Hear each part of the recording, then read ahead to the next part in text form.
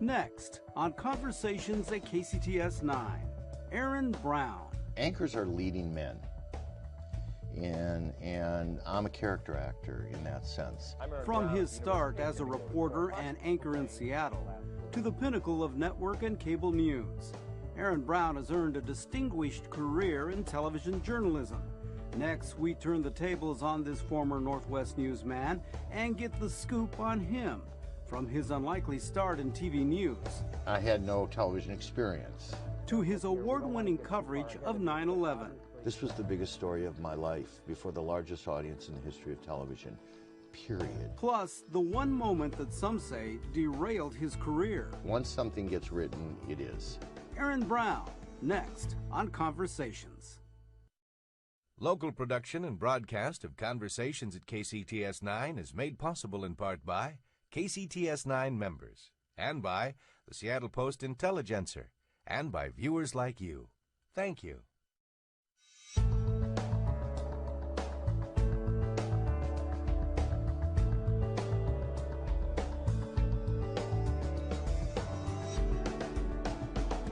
Aaron Brown, welcome home. Yeah, it's nice to be home. Yeah. I love being home. It's sunny out. Wait, it's not sunny out. Well, it depends I'd on the be day. confused if it was That's sunny right. out. Well, you're back in Seattle, obviously, Yeah. to have this conversation with me and to do some other things. But let's talk about Seattle, because this really was the place where you established yourself as a broadcast journalist. Seattle is,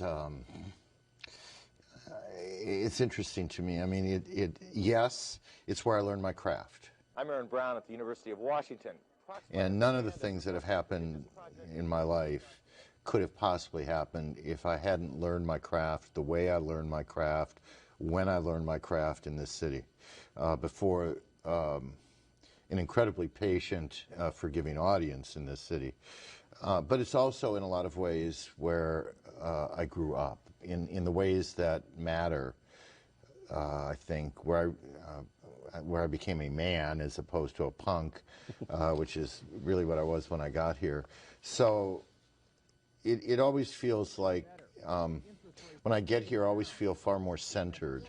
This is where I belong, this is where I'm comfortable, this is home. You grew up in Minnesota. Yeah. How did a kid from, Hopkins, Minnesota make it to Seattle? I was bopping around. I mean, I was working radio, and I was in LA, and I was just telling the story to someone. I had taken a job in Phoenix, and I got to Phoenix, and it was just too hot. It was 116, and I thought, I can't live this way. And I didn't know where to live. And I thought I would start in the upper left-hand corner of the country. And I'd never been to Seattle. I didn't know anything about Seattle. And I packed up this old Ford Maverick that I had and drove to Seattle. And I got here, and it was like a mind game because it shouldn't have been nice, but it was beautiful. It was this beautiful day here, and I looked around, and I checked into a motel in the University District because I had a mobile credit card. Well, I remember that, and they took that. I wasn't sure I was going to pay it, but they did take the card. And I started watching TV because I knew what I wanted to do. And King at the time, it was an incredible time at King, and I was watching, and I said, that's where I'm going to work. And I called them the next day to let them know I had arrived. And I kept calling them every week for 4 years, every Thursday morning at 10 o'clock for 4 years until they finally hired me. How did you get in the door? Actually get in the door? That's it. I mean, I wore them down. I had none of the things that King wanted, in truth. I didn't have a fancy degree or any degree. I had no television experience, which thank God at King was not necessarily considered a problem. But I had incredible persistence. Persistence is my deal. And so I just kept calling. The news director was a guy named Norm Heffron, and I kept calling Norm. And it intrigued me that at one point I said, look, I'm going to work here. And you're not interviewing me is just delaying the inevitable. Now, I'm sure he thought I was either psycho or kind of cool. But in any case, for 4 years, he took the call. And he'd say, well, we don't have anything. And then he'd say, well, you know, the family, Bullitt family and Ansel insists that all the people we hire have Ansel degrees. Payne, the president, and CEO. preferably degrees from prestige universities. And there was always a reason why. And finally, on July the 6th, it was the day Jimmy Carter was accepting the nomination, 1976. So I remember this really well. At 9:45, it was Thursday, the phone rang in the house I was living in, and I said to the person I was living with, don't answer it. I want to hear it ring. And I let it ring for 4 times, and I finally answered it because I knew, I don't know why I knew, how I knew it was the call. And Norm, God bless him, said, you win. And I said, when do I start? And he said, don't you want to know what the job is? And I said, are you kidding me? I don't have a job, okay? It is a job. It is in the door. I'll be fine. I always believed, I still believe this. I tell students this all the time. Get in the door. All the good things in life can happen to you in the door. People see you, you work hard, they come to like you, they see possibilities in you. None of those things they see outside the door. You get in the door, I don't care if you're sweeping floors, cooking in the cafeteria, running cable, get in the door. Lie, cheat, steal, but get in the door, because then the world opens up. And that's exactly what happened to me. Is I got in the door, I knew nothing about television. I was awful. I mean, I knew nothing. But I worked really hard. So you get in the door. Yeah. I think you were an assignment guy. I came in as the night. This is it's like being the vice president. It doesn't really mean anything. I was the night assignment editor, which really meant I listened to police scanners from about 3 until 1 in the morning, and I ripped wire copy. Literally, there was wire copy to rip, actual paper, and I didn't know what I was doing then either. And if something happened, I would call somebody and tell them. I don't ever remember anything happening, but I was in the door, and I was in the door about 2 weeks before I started to say to them, you know, I could go cover that. And Norm would just kind of roll his eyes. You're kind of a pushy guy.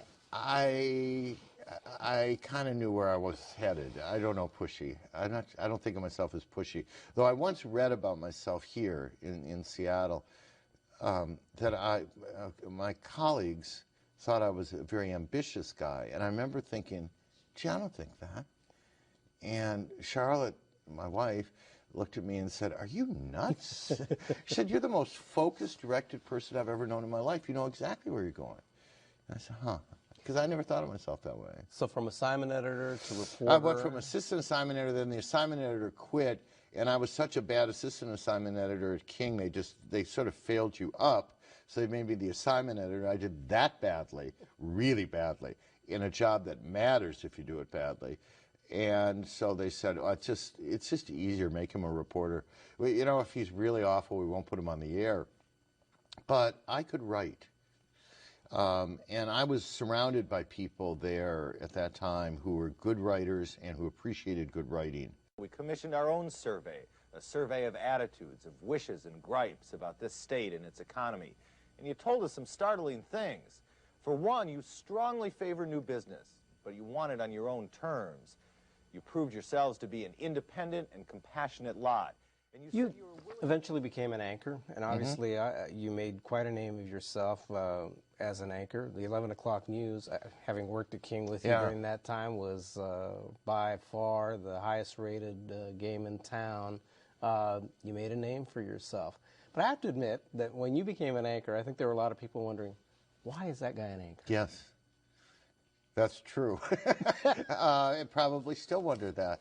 I know how to talk to people, okay? I mean, I've never felt... I understand that anchors are leading men, and I'm a character actor in that sense. Peter Falk type?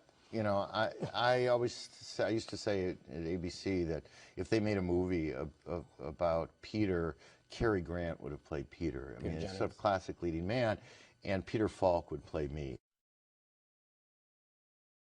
We go from King, and you know, you make your mark there. You eventually get a great financial opportunity, go to Cairo, spend a few years there. After Cairo, you go national. Yeah. You get an opportunity to go to ABC to do an overnight show. You're the guy that starts that show as the anchor. I did. Going from local television, where you know you're kind of the big fish in this pond here, to where you're part of really this huge thing, I was a minnow. I was a minnow back there. How was that adjustment for you? Well, it was, there were times early in the period where I thought, what are you doing? What have I done? What have I done? Leaving here was hard, but I had this sense of what a full life should be and what matters in life. And one of the things I always thought was, and believe, then, now, always, is that you shouldn't be afraid to take risk in life. You know, Kipling said success and failure are the great imposters. Kipling got it exactly right. Success and failure are incredibly overrated, overvalued. Failure is not nearly as bad as never having tried. And so I was sort of buoyed by the fact that I was taking this risk for significantly less money because I wanted to know if I was good enough to play in that league. In the big league. It was a tough league, and there were incredibly talented people there, and I wanted to find out. And if it turned out I wasn't good enough, then I wasn't good enough. No harm. You know, nobody died, no tragedy, and I'd answered an important life question. So I was excited about it, and I thought we'd be in New York 2 years. I mean, I didn't really see it playing out the way it played out, but I won't lie and say I was absolutely shocked at how it played out either. I just thought we'd probably be there a couple of years, and then I'd go do local TV somewhere again. And what happened was that you go from doing this overnight show to then becoming a correspondent on World News Tonight. Yeah. You developed a relationship with Peter Jennings. Yeah. And was he a mentor? Yeah, in a lot of ways he was. I mean, Peter was. It's difficult in some ways for me to talk about Peter because it's inconceivable to me that he is not with us. Peter believed in me. Peter gave me incredible opportunities. Network programs run, or they did run, I don't know how they quite work now, but those anchors, those three anchors, Peter, Tom, and Dan, were incredibly powerful, influential people in their organizations. If they didn't want you on the air, you weren't on the air, period. If they did want you on the air, you were on the air a lot. Peter wanted me on the air. Peter, to me, is the best anchorman ever born. He was an incredibly talented person. I've never met anyone who under pressure performed better. And he taught me a lot about the importance of being measured, that the story is what matters. Don't get ahead of the story. You don't need to hype the story. Peter was he wouldn't undersell the story and he wouldn't oversell the story. And I think, particularly coming out of local TV, where there is a tendency to make every accident on I-5 the biggest thing since Mount St. Helens erupted, you know, dramatic this and important that. I think I learned from Peter how to be measured. And that when my moment came in life where it really mattered that I knew what I was doing, to be calm and measured were the things that I think I did best. So you go from ABC and you are offered the opportunity to go to CNN. To do a show called Newsnight, and in essence, you're going to be the top dog there. Right. You're also going to be the main face of the Right. breaking news and all of this. As you join, although it's been reported that it was your very first day on the job, and you say no, it wasn't. It's a great story, though. Yeah, that works. I like that. I hate killing a good story. But it wasn't. It wasn't your first day Not on the really. job, but it was pretty close. Pretty close. 9/11 happens, Aaron Brown is on the scene, and suddenly you are covering what is one of the most tragic and difficult stories in our nation's history. Yeah. This all began about an hour and 15 minutes ago here in Lower Manhattan when the first of two planes crashed in to the first of the two towers behind me. I remember I'd been driving in when it happened, and I knew that we were going to do television. This was going to be a huge day, and obviously, and I remember running across 8th Avenue. I was at 34th and 8th in New York, which is where our building was. I was running across the street to get there, and I stopped literally in the middle of 8th Avenue and said, "Calm down." Because whatever happens, whatever's going to happen, whatever this day is going to be, the most important thing for you is to be calm.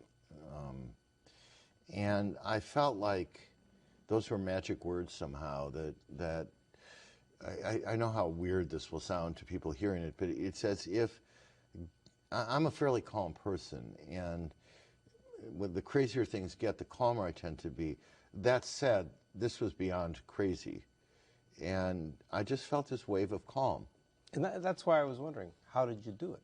Or how did you center yourself? Because frankly, that's... I don't know. I am, God did. I don't know. I'm not a mechanical anchor. I just am me. I went up there and for 16, 17 hours, or 3 months, in truth, just did the job that I had prepared my whole life to do.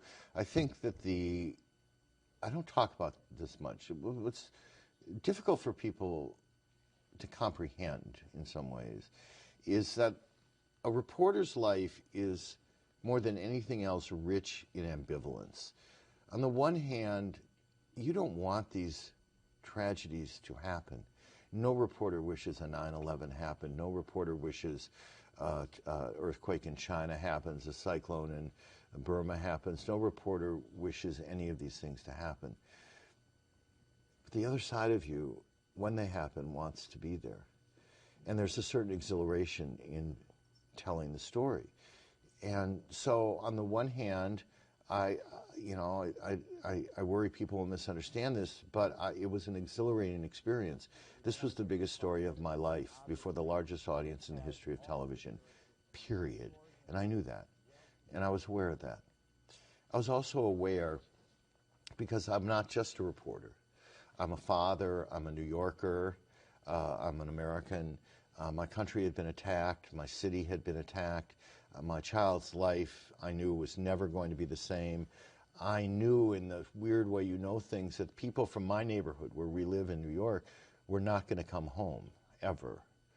And so you're kind of split down the middle. And the side of you that has a job to do does the job. And you do it as well as you can. And it's one of those days where you know nothing else you've done matters, and nothing else you will do matters. This is professionally your life right now. This is it. This is what you spent your whole life thinking about, dreaming about, preparing to do. That's one side. And the other side, your heart's broken. And so when the day ended, for me it was about 1 in the morning, and I'd been on my feet a long time. They were a little worried about me. I hadn't eaten, hadn't much to drink. And they kind of walked me off the roof and sat down in a chair and just sobbed at all that had happened and all that I believed was about to happen to the country. And, you know, it's every bit as bad as I thought it would be. You spent 4 years at CNN? Yeah, a little longer than that. Yeah. After that, I mean, hey, pretty good run for a while there. Oh my God, I've had the most blessed life imaginable. I mean, I was a kid from Hopkins, Minnesota with no education, and I've had this starting, I mean, in many ways starting here in 1976 at King, I've had the most extraordinary experience a reporter could ever imagine. I have been I've covered almost literally every major story of my lifetime with the exception of Oklahoma City. And that's because I was doing something else. I couldn't do it. I begged to do it. You know, I kept saying this O.J. Simpson thing's a little overrated, but I was out there doing that. I've covered everything. People would say, when I left CNN, people would say to me, I always thought this was the weirdest thing. They say, you know, don't worry, it'll work out. And I said, what are you talking about? It has worked out. It has worked out as well as anything could possibly work out, far more than I ever could have dreamed it would work out. I've had an incredibly charmed life, and I'm just smart enough to know it. You were at a golf tournament. I was. And much was made of the fact that you didn't come on the air right away when all the other anchors did. And set the record straight on that, because it seemed to be, some said that you were unwilling to come back. Well, first of all, I was not unwilling to come back. I was in a place it was difficult to get out of. I was in Palm Springs. I didn't know about it, literally didn't know about it until, I was on West Coast time, and no one called. So I didn't know about it for a long time. And immediately I tried to find a flight out. And I think that the mistake I made, I couldn't get a flight out. I didn't have authority to charter a plane out. What I should have done is just gone back to the hotel and waited it out. And that was a bad decision. I felt this obligation to the charity that was sponsoring the event to be there.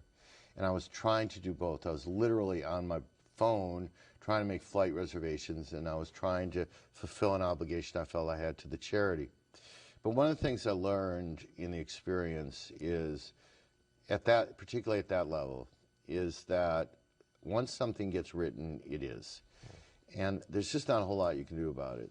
I remember once, this is a little bit tangential, but it makes the point, there was an item on Drudge once about a memo I had written and something I had said in that memo. Literally none of it was true. I wrote no memo, I said nothing, but there it was. And people then started to write about it, and 7 years later, people still refer to it, and none of it was true. But what I learned is denying it only gives, particularly the people who write about TV, an excuse to write the story again. So you become trapped a bit by the business you're in, and you just have to accept it. I learned when I went back to New York that you're in the big leagues, and in the big leagues, one of the things that happen is that people throw fastballs at your head.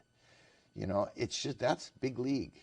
And if you don't want that, then don't show up. But you can't whine about it and expect somehow that people are going to care, because they don't.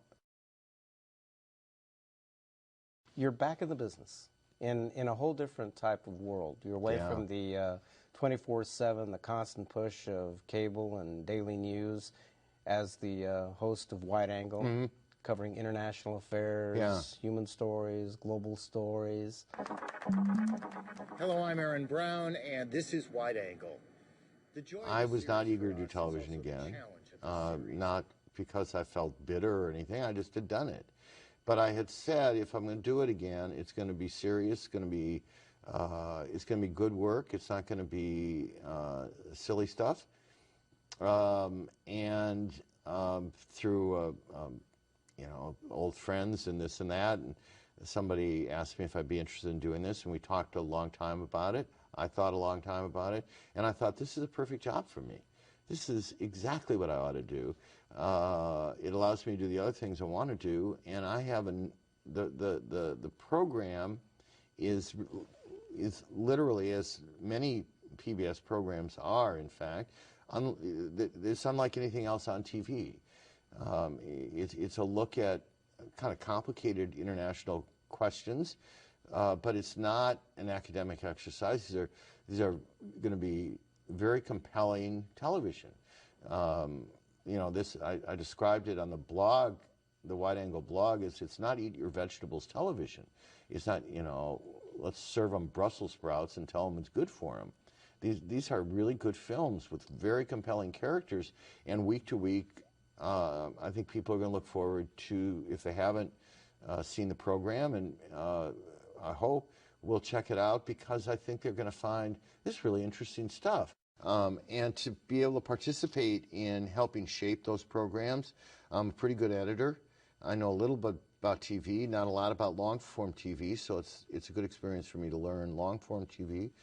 And it's a wonderful, young, energetic staff, and I'm having the time of my life, and it's going too fast. I mean, it's going to be over. I mean, our season starts July 1st, but a lot of the work goes on before. It's going to be over, and I'm going to go, wow, that went way too quickly. So, yeah, am I excited about it? Yeah. Do I feel like once again I've pulled a rabbit out of the hat? Yeah, I do. How does that happen? I don't know. I don't. I'm blessed that it does. Hey, I thank you for your time.